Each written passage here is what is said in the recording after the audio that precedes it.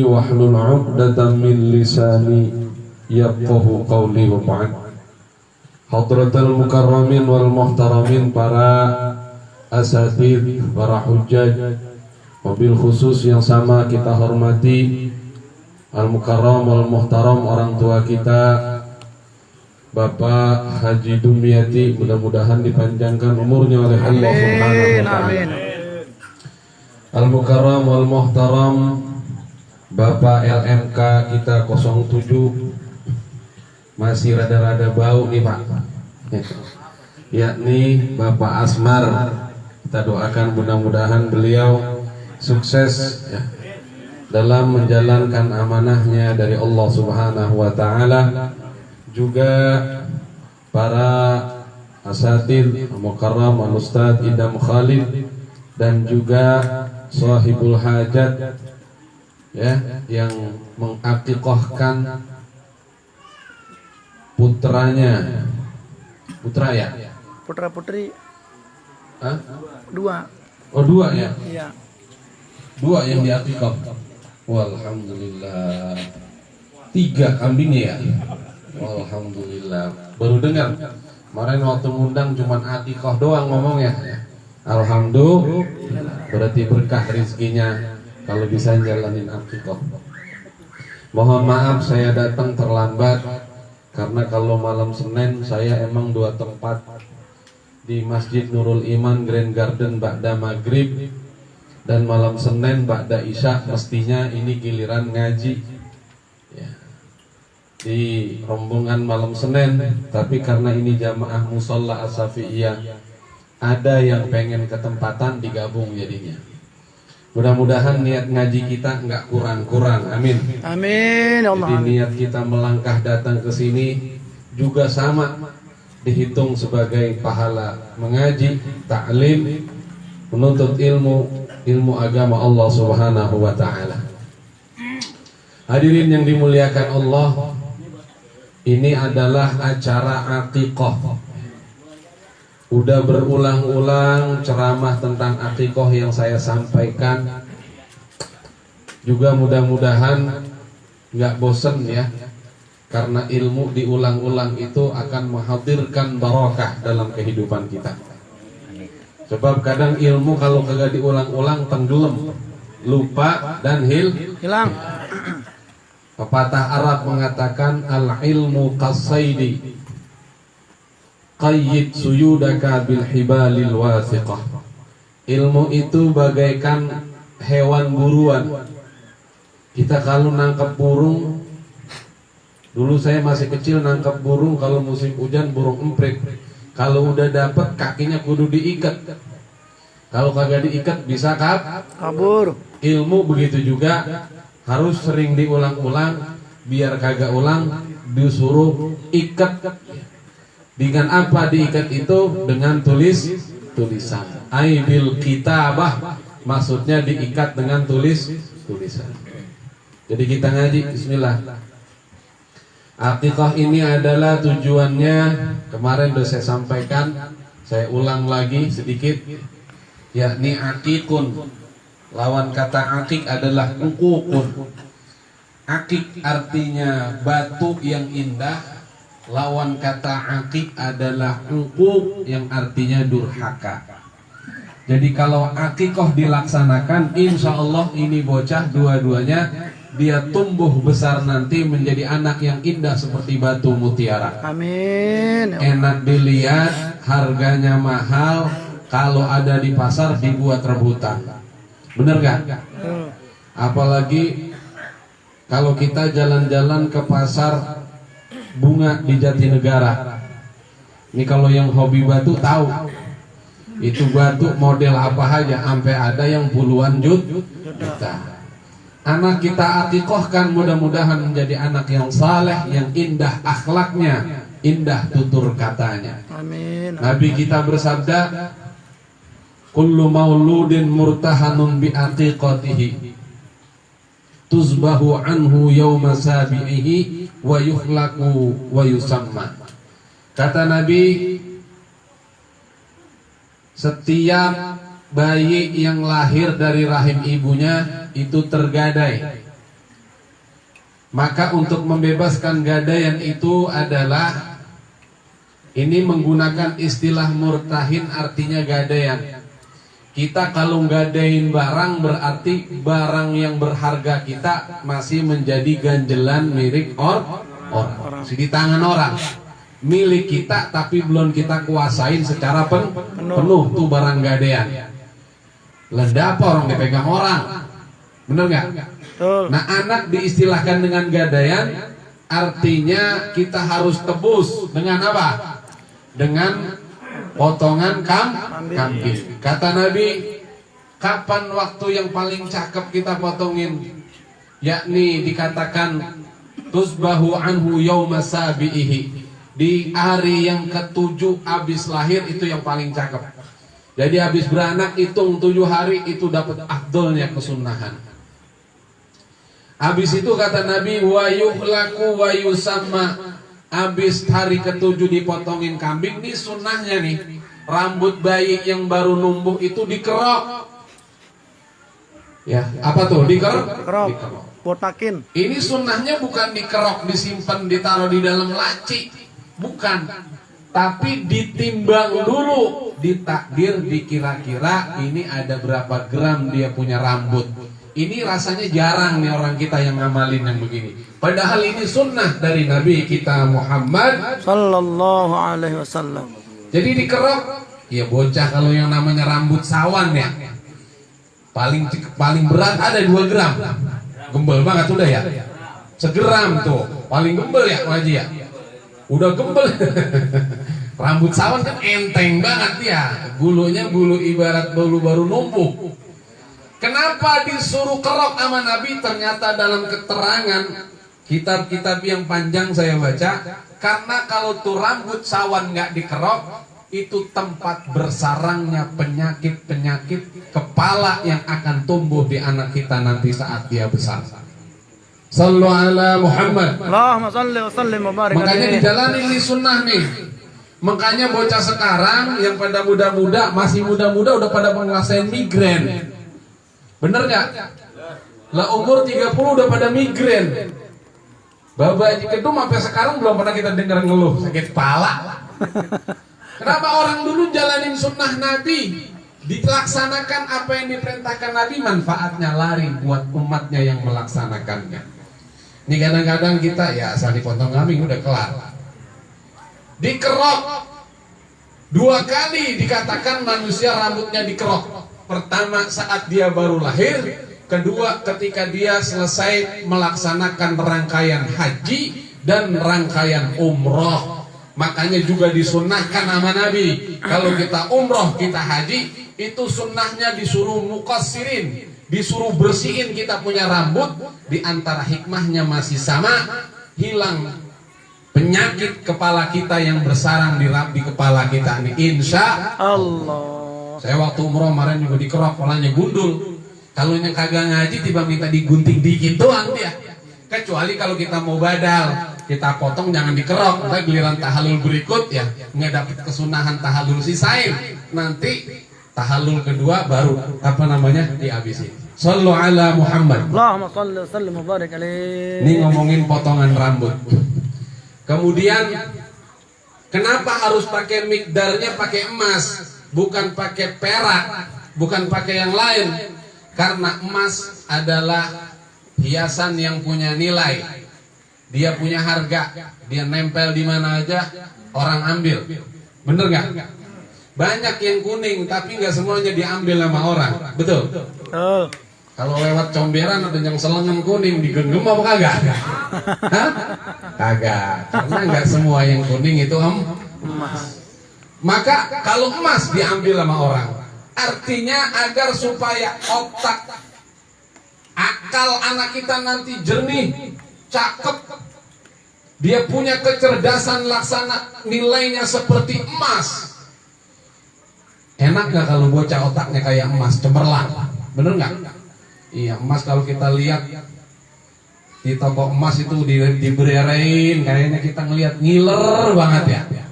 Sampai kapan kita beli yang selengan-selengan, asal beli yang 5 gram, 10 gram ya. Lagi sekarang emas udah mahal harganya nih. Kesian yang masih pada muda besok. Emas sudah mau hampir 1 juta. Sallu ala Muhammad. Allahumma salli wa sallim wa Katanya barik nganggur, alaihi. kagak kawin dah gua kalau ini. Jadi itu jamaah dikerok, ditimbang, disedekain. Paham ini? Kalau misalnya dia jadi kata Abang Haji Jakaria tadi 1 gram ya, Haji itu udah paling gembel ya. 1 gram sekarang berada emas 1 juta. Jangan pakai emas mikdar yang 2-3. Kalau mau cakep otak anak kita yang paling cakep sekalian 2-3 yang 1 juta. Itu kita aur duit 1 juta, kita niatin buat anak kita yang baru lahir kita akikahkan tadi.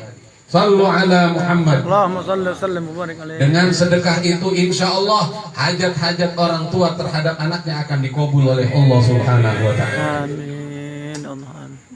Jamaah sekalian yang dimuliakan Allah, wa yusamma, hak yang kedua, hak anak pada orang tuanya adalah dikasih nama. Habis dicukur, disedekahin, dikasih nama.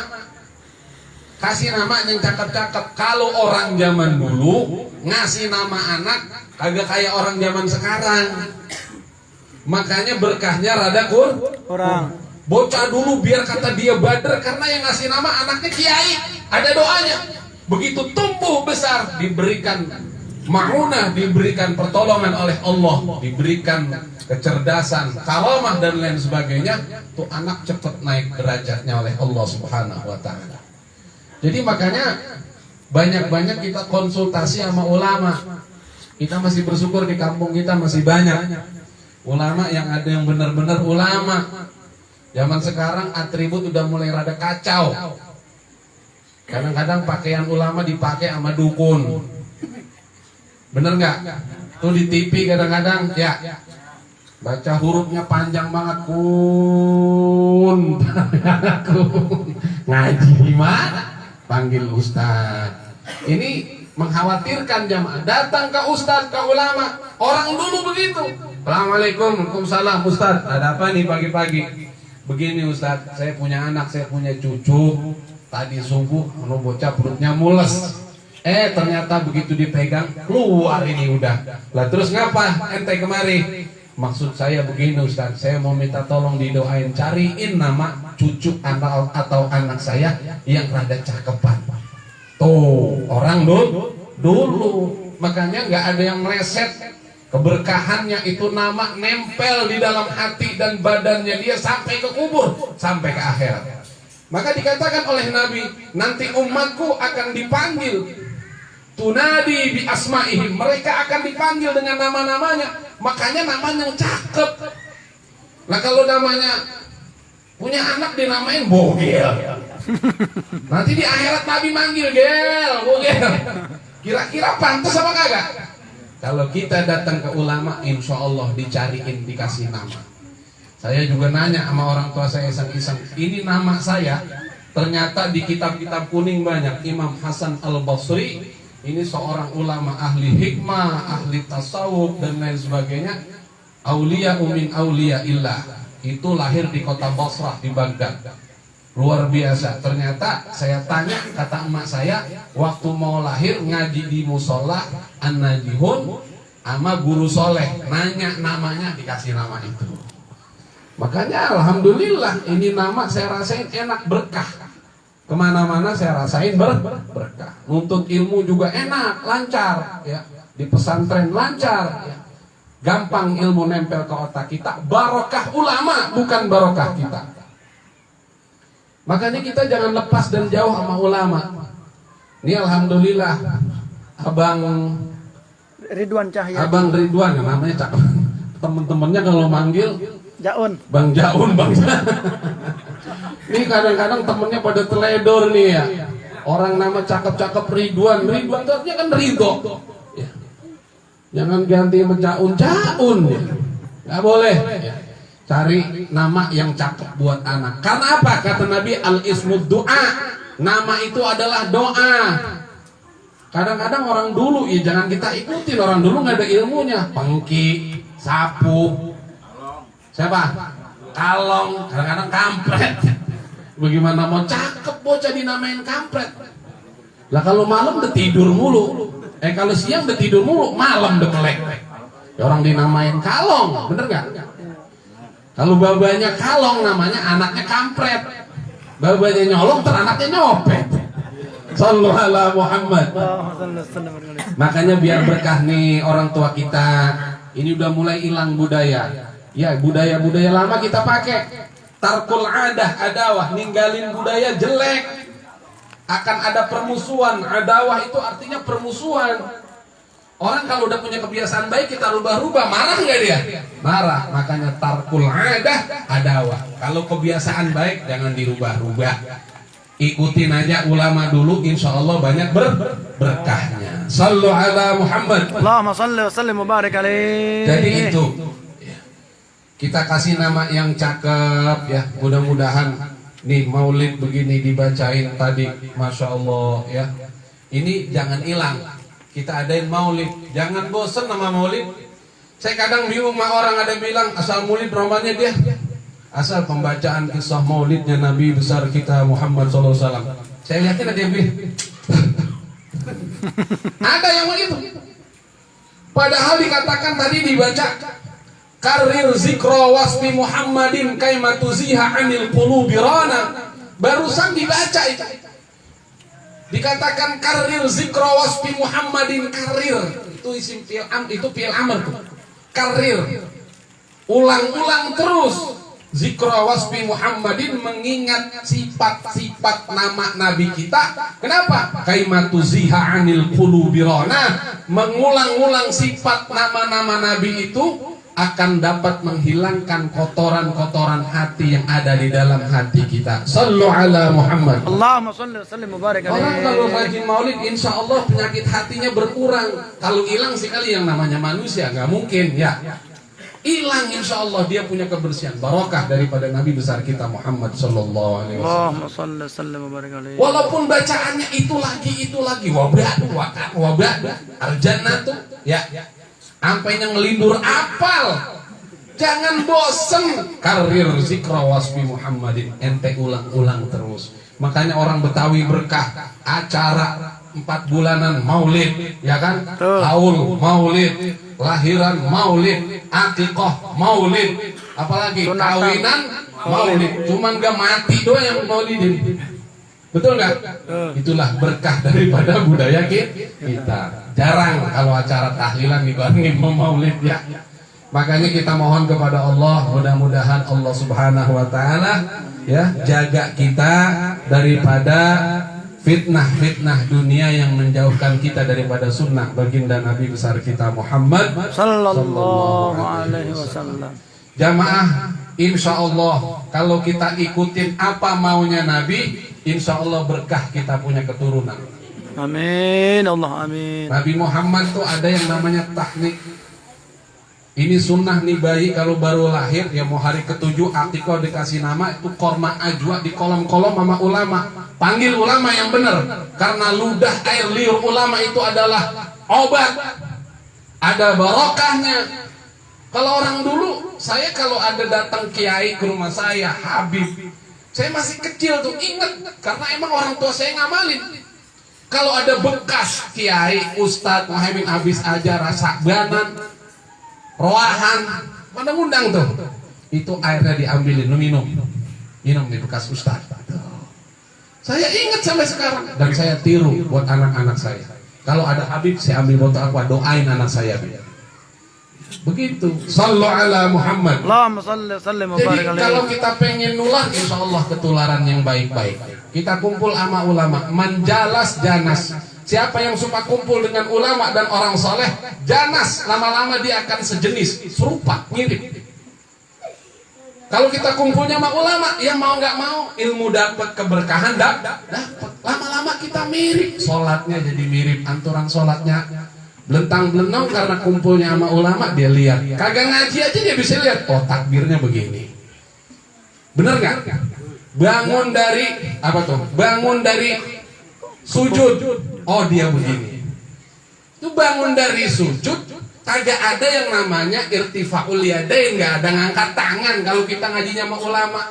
Kita lihat cara sholatnya ulama. Kadang-kadang saya perhatiin banyak di kampung kita habis dari sujud, Allah, kagak ada ngangkat tangan.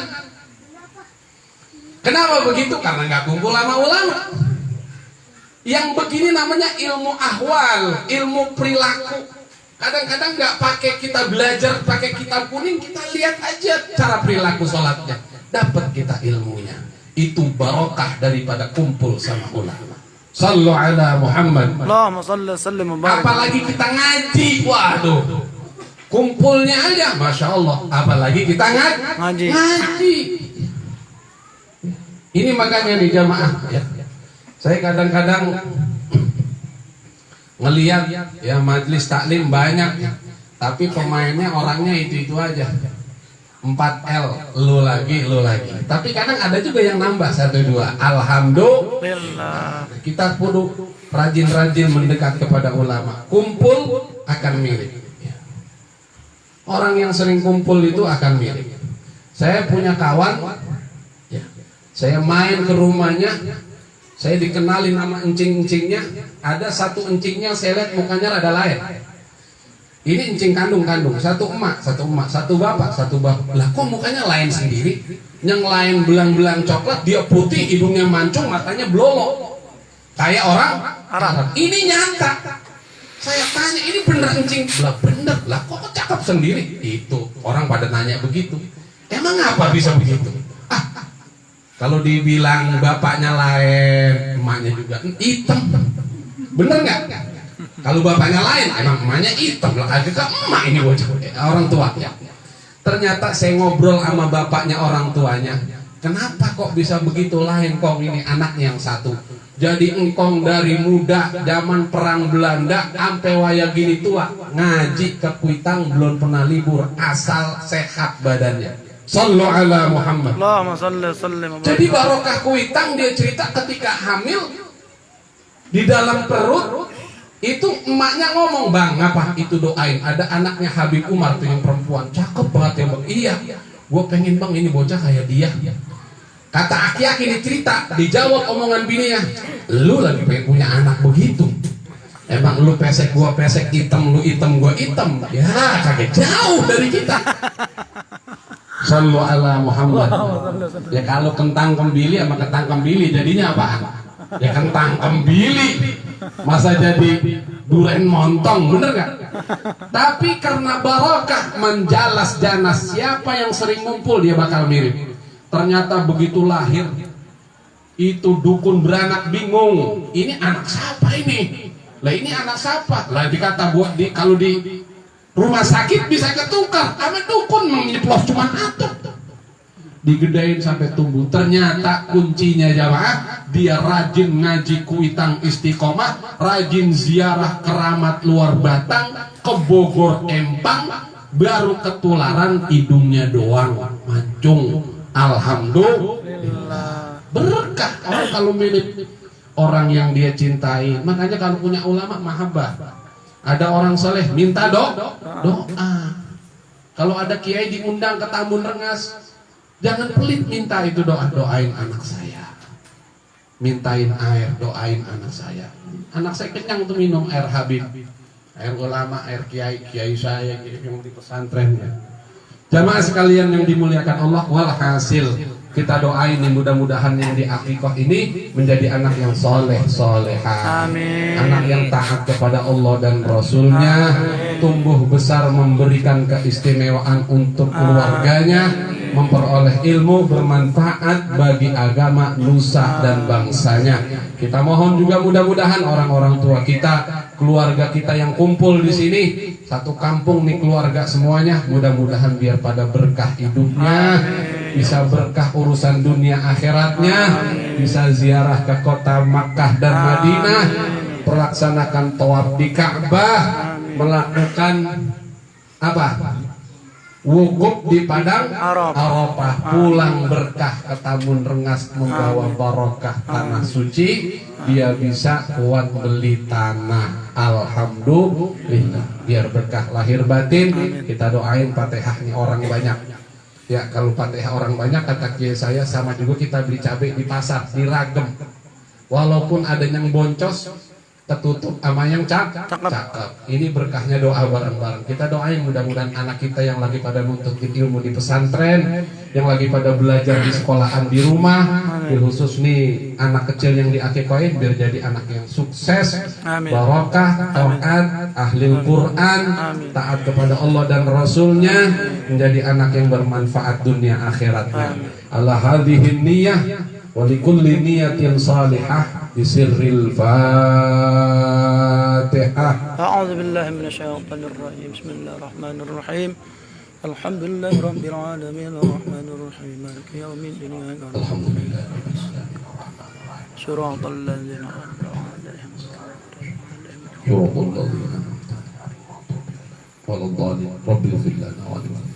Jamaah sekalian yang dimuliakan Allah, saya tahu udah malam, udah pada ngantuk, perutnya lapar ya. Mudah-mudahan ya selesai ini kita semua pada sehat walafiat. Wassalamualaikum warahmatullahi wabarakatuh.